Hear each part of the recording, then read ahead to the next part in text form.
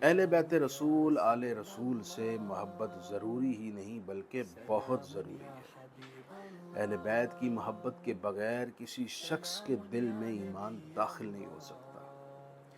اللہ تعالیٰ نے اپنے حبیب کی زبان سے کہلوایا، قُلْ لَا أَسْأَلُكُمْ عَلَيْهِ أَجْرًا إِلَّا الْمَوَدَّةَ فِي الْقُرْبَى، کہ لوگو میں تم سے صرف یہی تقاضا کرتا ہوں کہ تم میری اہل بیت، قرابتدار اور عطرت سے محبت کرنا۔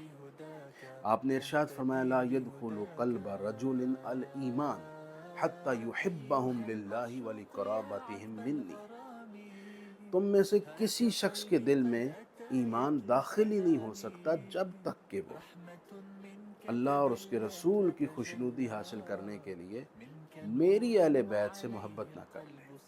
آپ علیہ السلام نے یہ بھی فرمایا، لا یؤمن عبد حتی اکون احب الیہ من نفسہ وعطرتی احب الیہ من عطرتہ، تم میں سے کوئی شخص اس وقت تک مومن نہیں ہو سکتا جب تک وہ اپنی جان سے زیادہ مجھ سے محبت نہ کر لے اور اپنی اولاد سے بڑھ کر میری اولاد سے محبت نہ کرے، میری آل سے محبت نہ کرے۔